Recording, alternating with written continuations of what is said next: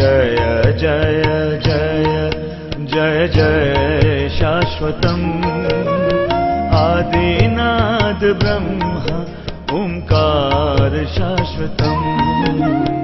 ओम।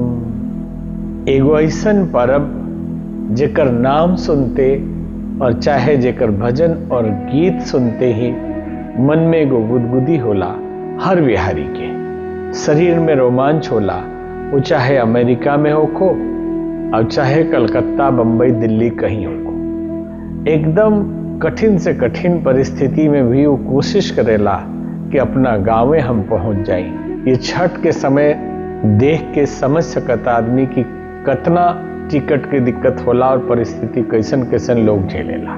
छठ पर्व दुनिया में एगो ऐसन पर्व बा जो हमनी के भारतीय संस्कृति के प्राचीन परंपरा के आधार बा। ये छठ पर्व पर शाश्वतम भोजपुरी के सभी दर्शक लोग के बहुत बहुत शुभकामना बा। हर पर्व पूजा पाठ अपना अपना संस्कृति के झलक दिखावेला। हमनी के संस्कृति के ये महान पर्व ऐसन धरोहर बा, ऐसन विरासत बा जो प्राचीन परंपरा हमनी के दिखावता कि हमनी के यहाँ बड़ बुजुर्ग के साथ साथ नया लड़का लोग के, नौजवान के भी उत्साहवर्धन होला। यह एगो ऐसन पर्व है जोना में डूबते सूरज के पहले प्रणाम होला, जल दियाला और उगते सूरज के ओकरा बाद होला। डूबते सूर्य के मतलब ई बा कि हमनी के बुजुर्ग लोग हमनी जेकरा से कुछ सीखले बानी, चाहे हमनी के प्राचीन परंपरा जोन बा ओकरो सम्मान होत रहे के चाहिए। ऐसा ना कि नया कुछ मिल गई तो पुरनिया लोग के हमने ध्यान कल छोड़ दी।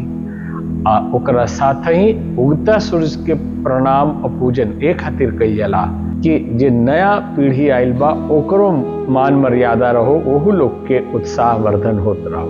ये विशेष पर्व है, बहुत कठिन तपस्या वाला पर्व है। हमरो बचपन के याद आ जाला जब छठ होला कि कैसे हमने गली मोहल्ला रोड तक सबके मिल के सफाई करे, आओ भिनसहरा चल जाए आदमी कोसी भराए, वो सब याद अभी भी आवेला।